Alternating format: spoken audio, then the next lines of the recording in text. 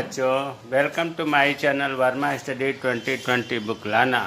मैं UP board के class 12th के छात्र छात्राओं के लिए इकोनॉमिक्स सब्जेक्ट को हिंदी माध्यम से मैं फुल कोर्स कराऊंगा।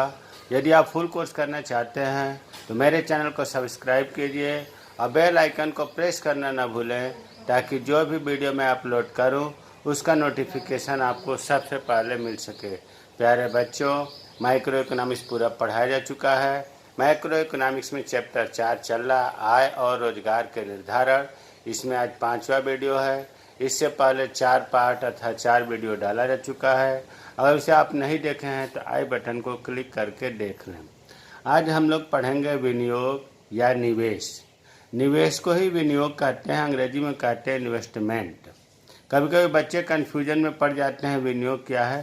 तो यहाँ ये ध्यान देना जरूरी है कि विनियोग और निवेश एक ही चीज़ है। अंग्रेजी में इसको इन्वेस्टमेंट कहते हैं।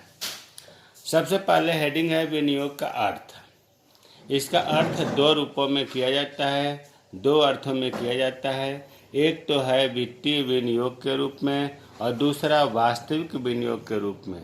यहाँ फिर याद दिलाना चाह रहा हूँ कि विनियोग और निवेश एक ही है। कहीं विनियोग बोले या निवेश बोले तो इसमें डाउट नहीं रहना चाहिए। तो विनियोग का अर्थ जो है 2 रूपों में 2 प्रकार से किया जाता है। एक तो वित्तीय विनियोग के रूप में और दूसरा वास्तविक विनियोग के रूप में। सबसे पहले वित्तीय विनियोग को समझते हैं। यहाँ लिखा है कि जब कोई अन्य व्यक्ति सरकार की प्रतिभूतियों, गवर्नमेंट सिक्योरिटीज अथवा किसी कंपनी के शेयर खरीदता है तो ऐसा करने से केवल एक व्यक्ति द्वारा दूसरे व्यक्ति को संपत्ति का हस्तांतरण होता है। इसे वित्तीय विनियोग कहा जाता है। ऐसे विनियोग से राष्ट्रीय आय में कोई वृद्धि नहीं होती, अतः रोजगार तथा आय का स्तर भी वित्तीय विनियोग से प्रभावित नहीं होता। हमें पता है, समझ में नहीं आया होगा। इसको देखो, एक उदाहरण से समझते हैं। यहाँ पर हम बता दे रहे हैं उदाहरण। जैसे मान लीजिए कि 2 व्यक्ति है, एक ए व्यक्ति है और दूसरा बी व्यक्ति है। ध्यान से समझिएगा तो वित्तीय विनियोग समझ में आ जाएगा। एक ए व्यक्ति है और दूसरा बी व्यक्ति है।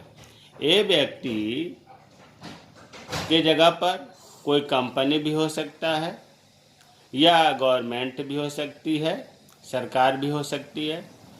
अब यहाँ हम ये बताना चाह रहे हैं कि ए व्यक्ति जो है बी व्यक्ति को कुछ धन दे रहा है, स्थानांतरण कर रहा है, या कंपनी अगर दे रही है, मान लीजिए कि कंपनी से शेयर खरीद रहा है, बी व्यक्ति कंपनी को शेयर दे रही है।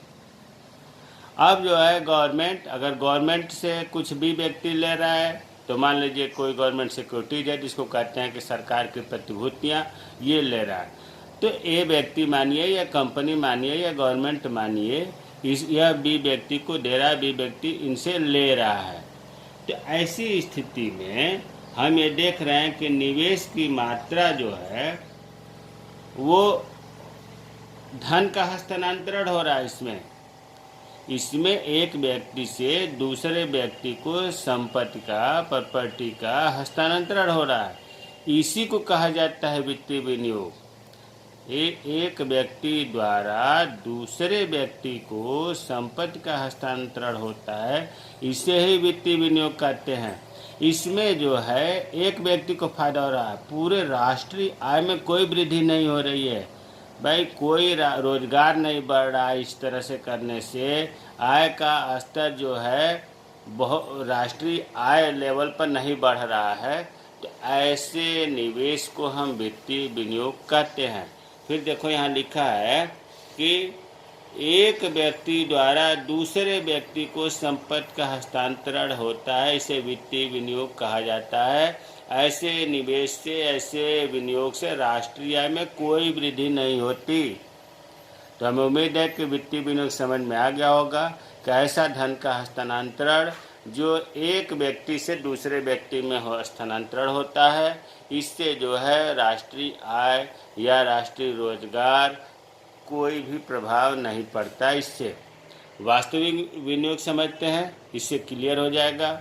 वास्तविक विनियोग वह विनियोग है जिसमें नवीन संपत्तियों में वृद्धि होती है, एवं पूंजीगत सामग्री की मात्रा बढ़ती है, अर्थात नए कारखानों नई मशीनों का निर्माण होता है।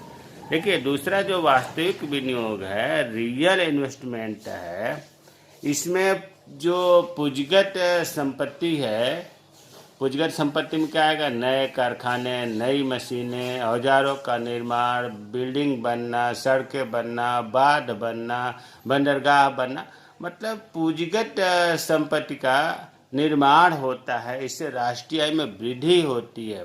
एक लाइन में अगर हम कहना चाहें तो नवीन संपत्ति में वृद्धि होती है, उसे हम कहते हैं वास्तविक विनियोग। तो वित्तीय विनियोग और वास्तविक विनियोग में क्लियर हो जाना चाहिए। वास्तविक विनियोग से जो है राष्ट्रीय आय, रोजगार, जीवन स्तर में वृद्धि होती है, इसे हम कहते हैं वास्तविक विनियोग। प्रोफेसर किन्स ने विनियोग या निवेश का जो परिभाषा बताया, अर्थ बताया, वो वास्तविक विनियोग का ही बताया है, वित्तीय विनियोग का नहीं। अगर निवेश की परिभाषा लिखनी है तो वास्तविक विनियोग की ही परिभाषा लिखी जाएगी। किसके अनुसार? प्रोफेसर किन्स का विचार है। इन्होंने जो है वास्तविक विनियोग को ही, ऐसे निवेश को ही विनियोग कहा जिससे राष्ट्रीय आय में वृद्धि होती है, पूंजीगत सामग्री की मात्रा बढ़ती है। तो ये वही बात यहाँ लिखा गया है कि प्रोफेसर किन्स ने अपने विश्लेषण में विनियोग का अर्थ वित्तीय विनियोग से न लेकर वास्तविक विनियोग से लिया है। ध्यान दीजिए कि जहाँ भी प्रोफेसर किन्स के अनुसार विनियोग की बात आएगी, वो वास्तविक विनियोग की बात आएगी, वित्तीय विनियोग का नहीं। तो अब निवेश की परिभाषा क्या होगी? निवेश की परिभाषा है वास्तविक विनियोग का ही रूपांतरण है। विनियोग या निवेश से अभिप्राय, अभिप्राय का मतलब अर्थ, उन व्ययों से है जिनके द्वारा पूंजीगत संपत्तियों, पूंजीगत संपत्ति में क्या आएगा? देखिए, आपको पहले भी बताया गया है कि अंतिम वस्तुएं, मध्यवर्ती वस्तुएं, उपभोग वस्तुएं, पूंजीगत वस्तुएं, ये सब पहले क्लियर हो जाना चाहिए। उपभोग वस्तुएं जो उपभोक्ता करता है, अंतिम वस्तुएं जो अब उसमें कोई काम बाकी नहीं, अब सीधे उपभोक्ता के पास जाएगा। मध्यवर्ती वस्तुएं जो किसी कंपनी का अभी वो रॉ मटेरियल है, उस वस्तु में अभी काम है, उपभोक्ता के पास नहीं जाएगा। पूंजीगत संपत्ति जिससे जो है उत्पादन होता है, बड़ी बड़ी मशीनें, कारखानों का निर्माण होता है। तो ये सब चीज़ें डाउट ना होना चाहिए।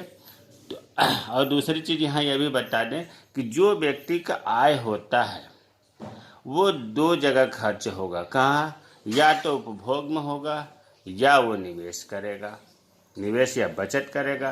तो यहाँ हम निवेश पढ़ रहे हैं तो बचत की बात नहीं कहेंगे, निवेश कहेंगे। तो उपभोग करेगा, मान लीजिए 1000 रुपये की आय हुई, उसमें उसने 600 रुपये का उपभोग किया, 400 रुपये का उसने निवेश किया ताकि उससे भी कुछ कमाई हो जाए। तो यहाँ हम ये कहना चाह रहे हैं कि जो उपभोग, मतलब उपभोक्ता अपनी आवश्यकता को पूर्ति करने के लिए जो वस्तु व्यय करता है उसे कहते हैं उपभोग व्यय। और जो वित्तीय विनियोग नहीं बल्कि वास्तविक विनियोग की बात कर रहा हूँ, जो मार्केट में निवेश करता है अधिक आय प्राप्त करने के लिए, उसे हम कहते हैं निवेश। तो हमें निवेश की परिभाषा एक बार फिर देखते हैं। विनियोग या निवेश से अभिप्राय उन व्ययों से, मतलब उन खर्चों से है जिनके द्वारा पूंजीगत संपत्तियों के भंडारों में वृद्धि होती है। पूंजीगत स्टॉक, देखो अंडरलाइन किया हूँ, पूंजीगत संपत्तियों के भंडारों में वृद्धि होती है, उसे हम निवेश या विनियोग कहते हैं। पूंजीगत संपत्ति में मशीन, औजार, भवन, सड़क, पुल, बंदरगाह, अस्पताल, कॉलेज, इनसे क्या होता है? प्रॉपर्टी बढ़ती है। तो निवेश आपको समझ में आ गया होगा। अब निवेश के प्रकार, हाँ, इसे प्रकार से पढ़ने से पहले एक अभी आपने निवेश की परिभाषा पढ़ा कि पूंजीगत संपत्तियों के भंडारों में वृद्धि होती है, उसे हम निवेश कहते हैं। दूसरी परिभाषा इससे भी बना जा सकता है विनियोग की, जो आप सूत्र आपको पता है कि y बराबर c प्लस आई। y का मतलब होता है आय, c का मतलब होता है उपभोग, i का मतलब होता है निवेश। यहाँ i हमको ज्ञात करना है, इन्वेस्टमेंट ज्ञात करना है। तो जब i बराबर वाई माइनस सी, पक्षांतर करेंगे तो माइनस सी हो जाएगा। तो इनकम निवेश बराबर वाई माइनस सी। आई का मतलब इन्वेस्टमेंट, वाई का मतलब यील्ड, सी का मतलब कंजप्शन। तो इससे भी हम परिभाषा बना सकते हैं कि निवेश जो है आय में से उपभोग व्यय निकाल देने पर जो बचता है वही होता है। इसको और साइंटिफिक ढंग से अगर कहना चाहें तो आय का वह भाग जो उपभोग न करके, देखो माइनस हो रहा है उपभोग, आय का वह भाग जो उपभोग न करके उत्पादन में वृद्धि के लिए प्रयुक्त किया जाता है उसे निवेश कहते हैं। तो आपकी दो परिभाषा हो गई, एक तो सूत्र के द्वारा हो गई और दूसरा जो आपने पूंजीगत संपत्तियों के स्टॉक में वृद्धि होती है वो हो गया। तो दोनों परिभाषा आसान है, समझ लेंगे। अब आते हैं निवेश के प्रकार। निवेश दो प्रकार का होता है। पहला होता है स्वायत्त निवेश, जिसे हम स्वतंत्र निवेश भी कहते हैं। इसे हम स्वायत्त विनियोग या स्वतंत्र विनियोग भी कह सकते हैं। अंग्रेजी में बोलते हैं ऑटोनोमस इन्वेस्टमेंट। और दूसरा होता है प्रेरित निवेश, इंड्यूस्ड इन्वेस्टमेंट। हम इन दोनों के बारे में देखो, निवेश का मुख्य रूप से तो दो ही प्रकार है, स्वायत्त निवेश और प्रेरित निवेश। लेकिन कहीं कहीं पर आपको, जो अभी आपने शुरू में पढ़ा, वित्तीय विनियोग और वास्तविक विनियोग या वित्तीय निवेश और वास्तविक, ये भी आप प्रकार में कह सकते हैं। एक तो यही हो गया स्वायत्त निवेश, दूसरा प्रेरित निवेश, तीसरा वित्तीय निवेश, चौथा वास्तविक निवेश। अगर लॉन्ग क्वेश्चन काटता है तो उन दोनों निवेशों का जिनसे अर्थ बना था प्रकार में आप इंक्लूड कर सकते हैं। लेकिन ये दोनों जरूर नहीं छूटना चाहिए, बहुत महत्वपूर्ण है, स्वायत्त निवेश और प्रेरित निवेश। अब हम एक एक करके देखते हैं कि स्वायत्त निवेश क्या है, जिसको हम कहते हैं ऑटोनोमस इन्वेस्टमेंट। इसमें देखिए 3-4 बातें हैं, अगर इन्हें आप समझ लेंगे तो कभी नहीं भूलेगा कि स्वायत्त निवेश क्या होता है। पहले तो ये आप जानिए कि स्वायत्त निवेश जो है हमेशा लाभ के उद्देश्य से किया जाता है। वहाँ पर ही ये निवेश किया जाएगा जहाँ पर लाभ की आशा दिखे, संभावना दिखे। अब आप बताओ, लाभ की आशा निजी क्षेत्र में ही होगा। सरकार तो वैसे भी कार्य करती है जहाँ लाभ की आशा नहीं होती। भाई सरकार अगर सड़कें बनवा दी, कॉलेज बनवा दिए, उससे लाभ थोड़े नहीं मिलता है, लेकिन वो सामाजिक कल्याण के उद्देश्य से सरकार कार्य करती है। तो जो स्वायत्त निवेश होता है वो सामाजिक कल्याण के उद्देश्य से किया जाता है, न कि लाभ कमाने के उद्देश्य से। तो पहला पॉइंट इसमें आ गया कि सरकार द्वारा सामाजिक कल्याण के उद्देश्य से किया जाता है निवेश, यहाँ ध्यान देना है। दूसरा लिखा गया कि स्वायत्त निवेश जो यही चल रहा है का उद्देश्य लाभ का प्राप्त करना नहीं होता है। इसीलिए निजी क्षेत्र के कंपनियां, निजी क्षेत्र के व्यक्ति स्वायत्त निवेश नहीं करते हैं, इसमें सरकार करती है, क्योंकि सरकार का निवेश करने का उद्देश्य होता है सामाजिक कल्याण करना। तो दूसरा हो गया लाभ प्राप्त करना नहीं होता है। तीसरा है इस निवेश पर उपभोग स्तर, ब्याज दर, लाभ आदि का कोई प्रभाव नहीं पड़ता। भाई जब लाभ नहीं हो रहा है तो लाभ दर, ब्याज निवेश करेंगे तो ब्याज दर भी नहीं मिलेगा, उपभोग स्तर भी ज़्यादा नहीं बढ़ेगा। तो कहने का मतलब कि स्वायत्त निवेश से जब लाभ प्राप्त नहीं होता है तो ब्याज दर, उपभोग स्तर भी प्राप्त नहीं होता है। सामाजिक कल्याण के उद्देश्य से इसलिए किया जाता है। इसका उदाहरण है स्वायत्त निवेश का, जैसे सड़कें बनाना। सड़कें गवर्नमेंट बनाती है तो उससे प्रॉफिट थोड़े नहीं होता है, सामाजिक कल्याण के लिए बनाती है। स्कूल कॉलेज खोलना, हॉस्पिटल बनाना, ये स्वायत्त निवेश का उदाहरण है। अब इसको अगर हम एक चित्र के माध्यम से समझें तो चित्र हमने इसीलिए नहीं पहले बनवाया कि आपको क्लियर नहीं हो पाएगा। जैसे कि आप बनाते हैं दो एक्सेस, यहाँ पर ओ हो गया, यहाँ पर वाई हो गया, यहाँ पर एक्स हो गया। हम स्वायत्त निवेश पढ़ रहे हैं तो यहाँ लिख दिया हमने स्वायत्त निवेश, और इधर हमने मान लो निवेश करने के बाद लाभ मिले, या इसको हमने लिख दिया ब्याज की दर। अब यहाँ गिनती में न लिख करके अल्फ़ाबेटिकली लिखते हैं। मान लीजिए हमने कोई पॉइंट ऐसे रखा यहाँ पर और एक सीधी रेखा हमने खींच दिया स्वायत्त निवेश का। अब ये हमने जो सीधी रेखा खींचा ये आई से दिखा दिया, इन्वेस्टमेंट से दिखा दिया, ब्याज की दर पर आर से हमने दिखा दिया। अब हम यहाँ कोई पॉइंट मान करके और यहाँ पर हम मिलाते हैं और इसको हमने मान लिया क्यू। अब देखो ओ क्यू निवेश हुआ है, उस पर लाभ कहिए या ब्याज दर कहिए, ओ आर मिला। लेकिन अगर इसको हमने बढ़ा करके निवेश ओ क्यू के जगह पर ओ क्यू 1 कर दिया, तब भी हमें ब्याज की दर ओ आर ही मिल रहा है, ये बढ़ा नहीं। अगर हमने इसका निवेश कम कर दिया, मान लो घटा करके हमने कर दिया Q2, ओ Q1 से घटाकर ओ Q2 कर दिया, तब भी ब्याज की दर उतना ही मिला। तो इससे निष्कर्ष क्या निकला चित्र से कि ब्याज दर से निवेश की मात्रा प्रभावित नहीं होती। ब्याज की दर उतना ही है, निवेश की मात्रा प्रभावित नहीं होती। ब्याज दर में बिना परिवर्तन हुए, देखो ओ आर हर स्थिति में है, ब्याज दर में बिना परिवर्तन हुए निवेश में परिवर्तन होता है। Q से Q1 हो गया, Q2 हो गया, लेकिन ब्याज दर में परिवर्तन नहीं हुआ। इस प्रकार हम चित्र से भी इसे दर्शा सकते हैं कि स्वायत्त निवेश में परिवर्तन तो होता है, लेकिन ब्याज दर में परिवर्तन नहीं होता है, लाभ में परिवर्तन नहीं होता है, जिसे हम कहते हैं स्वायत्त या स्वतंत्र निवेश। अब जो दूसरा है प्रेरित निवेश, इसको अंग्रेजी में कहते हैं इंड्यूस्ड इन्वेस्टमेंट। देखिए प्रेरित निवेश की परिभाषा समझते हैं। प्रेरित निवेश आय अथवा लाभ कमाने की आशा से किया जाता है। इस प्रकार यह आय अथवा लाभ सापेक्ष होता है।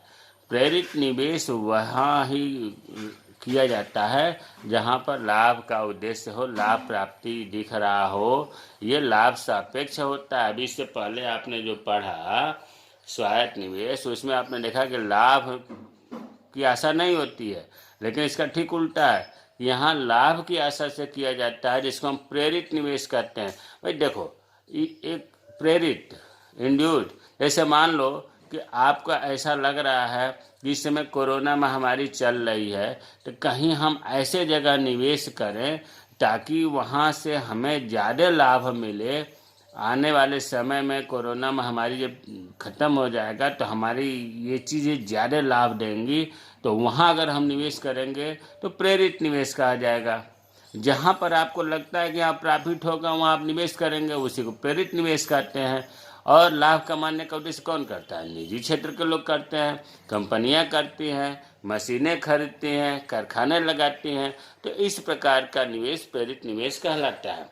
अब इसको अगर चित्र के माध्यम से समझना हो तो उसी तरह से इसमें भी चित्र बनाएंगे, जगह कम है फिर भी आप समझ लेंगे O X Y। अब इधर जो है हम प्रेरित निवेश लिखेंगे, प्रेरित निवेश। उसी तरह से इधर जैसे उसमें लिखे थे ब्याज की दरें। अब आप देख रहे हैं कि जैसे आप निवेश ज़्यादा करेंगे वैसे ही ब्याज दर बढ़ेगा, लाभ बढ़ेगा। निवेश कम करेंगे तो ब्याज दर घट, मतलब इनमें जो है धनात्मक संबंध होता है। इसका मतलब ये हुआ कि जो प्रेरित निवेश वक्र है वो नीचे से ऊपर की तरफ उठता हुआ जाएगा। आई निवेश वक्र है, बढ़ता हुआ जाएगा। जैसे मान लो कि यहाँ पर हमने कोई पॉइंट मान लिया R और इधर हमने मान लिया Q, ओ Q पर R हुआ। लेकिन जैसे ही हमने निवेश बढ़ा दिया या ब्याज ज़्यादा हुआ, देखो निवेश अगर बढ़ाकर हमने Q1 किया तो ये ब्याज या लाभ R1 हो गया।